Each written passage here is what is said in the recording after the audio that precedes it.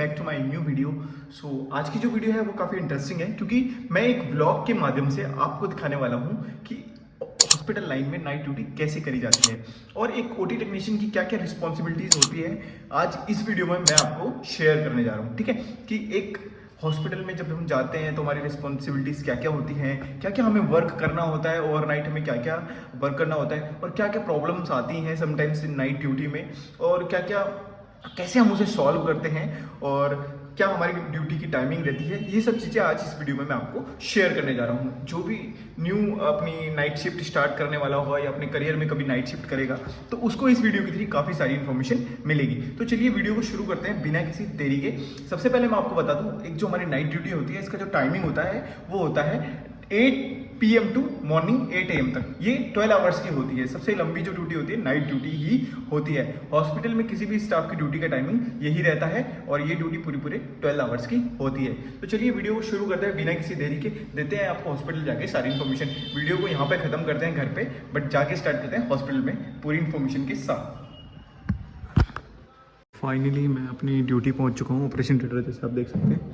तो यहाँ पे पहुँचने के बाद हमें डायरेक्ट है स्लीपर स्विच करनी पड़ती है अपनी हाउस स्लीपर से दूसरी स्लीपर ओटी की। आफ्टर डेट अंदर जाके दिखाता हूँ आपको। राइट नाउ मैं अपने चेंजिंग रूम में पहुंच चुका हूँ और नाउ मैं अपनी ओटी की ड्रेस वेयर करूँगा जिसको पहन के मैं अंदर जाऊँगा। ये घर की ड्रेस है, इसमें मैं अंदर नहीं जा सकता। स्लीपर मैंने चेंज कर ली थी। अब अंदर स्टाइल जोन में जाने के लिए अनदर स्लीपर होती है, अंदर जाके उसे पहनेंगे और अपनी ओटी की ड्रेस पहनेंगे, देन प्रॉपर अंदर जाएंगे कैप मास्क लेके, फेस मास्क लेके, ठीक है। तो दिखाते हैं आपको रेडी हो गए, देन आफ्टर डेट ओटी में आपको दिखाते हैं ओटी में क्या क्या होता है। सो फाइनली मैं ओटी के अंदर एंटर कर चुका हूँ। देखिए जैसे मैंने कैप और मास्क पहन लिया है। तो ओटी में हमेशा अंदर आने के लिए टोटली हेड से टो तक आप पूरे रेडी होते हैं कैप मास्क ड्रेस के साथ, स्लीपर्स के साथ। ओटी की अलग स्लीपर्स होती हैं, ठीक है। एंड आफ्टर डैट अब हम ओटी को चेक करेंगे कि हमारी ओटी में जो जो आइटम्स होते हैं वो सारे कंप्लीट हैं या नहीं है। अभी मुझे सारा स्टाफ एक एक करके सारी ओटीओ के स्टाफ ओवर देके गए हैं अपनी अपनी ओटी में, ठीक है। तो मैंने उन सबसे ओवर लिया कि आज क्या क्या केसेस हुए, क्या क्या सामान हमारे पास अवेलेबल है, क्या क्या पेंडिंग है आना और क्या क्या अभी इनकम्प्लीट है और वो मुझे पूरा करना है, ठीक है। तो ये सारा ओवर हम अपने इवनिंग स्टाफ से मैंने लिया है और नाउ मैं इसे वो सारा चेक करूँगा और सारी मशीन्स को देखूँगा सारी मशीन्स मेरी है या नहीं है, और देन उन्हें चेक करूँगा एक बार कि ये वर्किंग है या कोई मशीन ख़राब हो रही है तो उसे कम्युनिकेशन रजिस्टर में मेंशन करूँगा, ठीक है। तो आफ्टर डेट मैं एक एक करके सारी ओटीओ में राउंड लूँगा और देन आपको उसके बाद का वर्क दिखाऊँगा, नेक्स्ट वर्क हमारा क्या होता है। सबसे पहले जो मोस्ट इंपॉर्टेंट जो हमारा वर्क होता है वो होता है हमारे वर्क स्टेशन की O2 लाइन को चेक करना, साथ ही साथ NO2 लाइन को, ठीक है। एक्चुअली क्या होता है, कुछ नर्सिंग होम्स वगैरह में मशीन के साथ ही कनेक्टेड होते हैं सिलेंडर, बट कुछ हॉस्पिटल्स में सेंट्रल लाइन के थ्रू होते हैं। लाइक जैसे हमारे हॉस्पिटल में सेंट्रल लाइन के थ्रू हमें ऑक्सीजन प्रोवाइड होता है। तो हमें क्या है, सबसे पहले तो सेंट्रल लाइन चेक करनी होती है कि इसमें ऑक्सीजन आ रहा है, ऑक्सीजन की सप्लाई अवेलेबल है या नहीं है। साथ ही साथ हमारे सिलेंडर के पीछे भी A टाइप का ये सिलेंडर लगा होता है जिसे कि हम चेक करते हैं।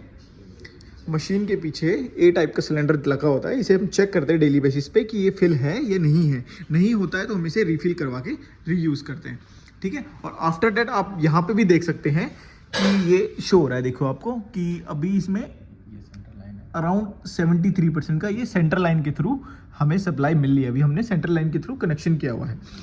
ये जो है कि अभी सिलेंडर में हमारे दिखा रहा है कि सिलेंडर का प्रेशर अभी कितना है। अभी हमने सिलेंडर ऑन नहीं किया है तो डेट्स वाई 0 दिखा रहा है। जैसे ही मैं सिलेंडर ऑन करूंगा तो इसका मीटर अप हो जाएगा, ठीक है। तो ये इस तरीके की वर्क स्टेशन की अपनी जो होती है सबसे मेन मशीन, एनेस्थीसिया मशीन, जो कि हम बेहोशी के लिए पेशेंट की यूज़ करते हैं। तो इसे चेक करना सबसे इंपॉर्टेंट काम होता है एक टेक्नीशियन का। ये है अपनी ओटी की ड्रग्स ट्रॉली जिसमें कि हम ड्रग्स और डिस्पोजेबल आइटम्स रखते हैं जो कि हमारे एनेस्थीसिया साइड पे यूज़ होते हैं।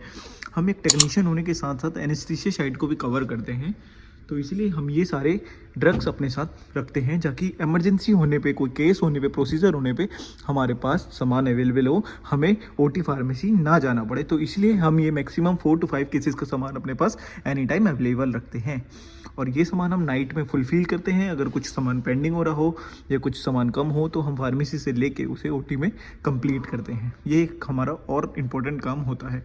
सो ये हमारी इंट्यूबेशन ट्रॉली है जिसमें कि हमारी ये लेरेंजोस्कोप वगैरह रखते हैं हम, और ड्रग ट्रे होती है। तो अभी हम इसको ना ऑटोक्लेव के लिए भेजेंगे, क्योंकि ये दिन भर हमारे लेरेंजोस्कोप है जो पेशेंट्स पे यूज़ होते हैं, पेशेंट के माउथ में एंटर करते हैं। तो इसको हम आफ्टर केस इसे हम वॉश करके क्लीन विन करके स्टाइल करते हैं। बट अभी रात में क्या है कि इनको माइक्रोजिन में वॉश करके, माइक्रोजिन सॉल्यूशन से इनकी क्लीन करके, आफ्टर डेट जो ये ट्रे हैं जो इन्फेक्टेड हो चुकी हैं दिन में पूरे, तो हम इनको ऑटोक्लेव करेंगे प्रॉपर, ठीक है, प्रॉपर तरीके से स्टाइल करेंगे। एंड आफ्टर दैट कल मॉर्निंग इसे रीयूज़ करेंगे, दोबारा यूज़ करेंगे। तो अभी हम इसको पैक वैक करके देन आपको दिखाते हैं ऑटोक्लेव करके। सो ये हमारा D125 जिससे कि हम फॉगिंग करते हैं। तो इसका हम 1000 ml में 15 ml लेते हैं D125 को, जिससे कि फ्यूमिकेट करेंगे। तो अभी हम सिरिंज में लेंगे 15 ml एंड आफ्टर डेट इस मशीन में डाल के इसमें 1000 ml पानी फिल करके देन OTO को फॉग आउट करेंगे। ये क्रिटिकल एरिया के लिए इसका सोल्यूशन का ये है। बाकी इसके बॉक्स में मेंशन रहता है सारी डिटेल्स, कौन सी एरिया के लिए कितना लेना है, कितना ml लेना है। यहाँ पे ये अपनी CSD डिपार्टमेंट है जहाँ पे कि हमारे सारे इंस्ट्रूमेंट रहते हैं OT के, और नीचे भी अपना CSD डिपार्टमेंट जहाँ पे कि प्रॉपर ऑटोक्लेविंग होती है। यहाँ पे हमारे सेट अवेलेबल रहते हैं सारे के सारे, इस एरिया में भी आप देखेंगे। तो हमें इनकी भी इन्वेंट्री करनी होती है साथ ही साथ कि हमारे पास सारे सेट अवेलेबल हैं या नहीं है, और चेक करना होता है कि कोई सेट एक्सपायर तो नहीं हो रहा, मतलब सारे स्टाइल हैं या नहीं है, डेट इनकी एक्सपायरी डेट बची है या नहीं बची है। तो देखो कुछ इस तरीके से अगर हमें कोई सेट वेट ले जाना होता है OT में, तो यहाँ पे हम इस तरीके से कुछ मेंशन करते हैं कि हम ये सेट ले गए हैं, एंड उसका इंडिकेटर जिसके थ्रू पता लगता है, केमिकल इंडिकेटर जिसके थ्रू पता लगता है सेट स्टाइल है, ठीक है। तो इसको ले जाते हैं। बस नाइट में कुछ इस तरीके के रजिस्टर होते हैं जिनमें हमें एंट्री करनी होती है कि हमारे पास स्टेरिलाइजेशन का रिकॉर्ड है हर पर OT का, कि हमने सारी OTO में क्या क्या करवाया, OT में फ्यूमिकेशन करवाई, कितने बजे करवाई, किससे करवाई, तो ये सारा रिकॉर्ड हम मेंटेन करके रखते हैं। साथ ही साथ OT का टेम्परेचर भी हम मेंटेन करके रखते हैं, तो वो हम लिखते हैं कि हमने हर OT में कितना टेम्परेचर रखा है। देन आफ्टर डैट हम रात में जो भी आइटम यूज़ करते हैं उनकी हम इन्वेंट्री करते हैं, और नाइट इन्वेंट्री में अपने पास फ्रिज में क्या क्या आइटम है ये सब हम रिकॉर्ड रखते हैं। तो इन सबको भी हमें एवरी नाइट चेक करना होता है। सो गाइस अर्ली मॉर्निंग क्या है, हमारी एक रिस्पॉन्सिबिलिटी रहती है, लाइक जैसे हमने रात को मशीन को स्टैंड बाय में डाला था या क्लोज कर दिया था, तो उसके बाद हमने ऑन करके रेगुलर बेसिस पे इसे कैलिब्रेट करना होता है, ठीक है। एवरी मॉर्निंग हमें करना ही करना होता है। तो अब मैं पूरी मशीन को कैलिब्रेट करूँगा है, और मॉनिटर को चेक करूँगा कि इसमें सारी वाइटल्स आ रहे हैं, सारे वाइटल्स प्रॉपरली वर्क कर रहे हैं या नहीं। नेक्स्ट जो काम है हमारा टेबल को चेक करना कि टेबल हमारी प्रॉपर वर्क कर रही है या नहीं, क्योंकि ये फुली ऑटोमेटिक होती हैं। देखो मैं इसको चेक करूँगा,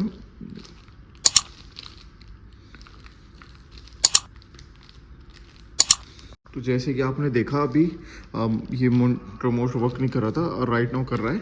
देखिए ऐसे मैं सारी पोजीशंस को एक बार क्रिएट करके चेक करूँगा कि वर्किंग है या नहीं है।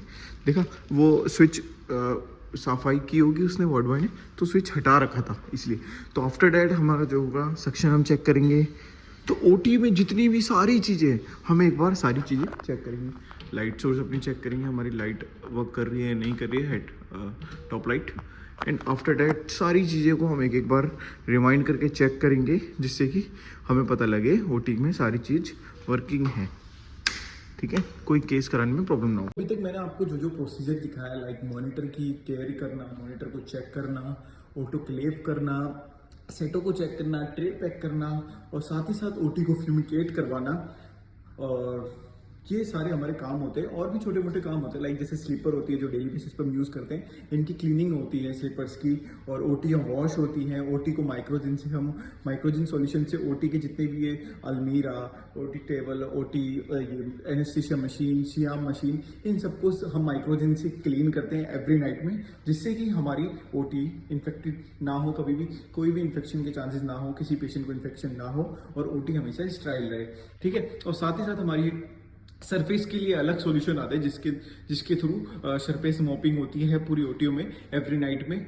ठीक है। तो ये सारे जो प्रोसीजर होते हैं ये एवरी नाइट किए जाते हैं। साथ ही साथ हम OT को अच्छे से मेंटेन रखते हैं। और अर्ली मॉर्निंग मैंने आपको दिखाऊंगा अभी। अर्ली मॉर्निंग में मैंने आपको दिखा दिया कि अर्ली मॉर्निंग में हमें जो भी है कैलिब्रेशन वगैरह करके जाना होता है मॉनिटर का, कि सारे मॉनिटर वर्किंग है या नहीं है। और साथ ही में फिर सारा ओवर अपने मॉर्निंग स्टाफ को देना होता है कि हमने रात में ये किया, अब आपको इसको हैंड ओवर कर रहे हैं हम आपको, और आप जो भी केसेस है उसको केस करवाएं, प्रोसीजर करवाएं, ठीक है। तो यही सब एक टेक्नीशियन का काम होता है नाइट ड्यूटी में, ठीक है। तो बाकी अब मैं एक अनदर सीरीज बनाऊंगा जिसमें कि मैं आपको इवनिंग ड्यूटी की दिखाऊंगा कि इवनिंग ड्यूटी में एक टेक्नीशियन की क्या क्या रिस्पॉन्सिबिलिटीज होती हैं। अगर वीडियो पसंद आई हो तो लाइक शेयर एंड सब्सक्राइब करना, और ऐसी और भी कंटेंट देखने के लिए हॉस्पिटल रिलेटेड चैनल को सब्सक्राइब करना ना भूलें।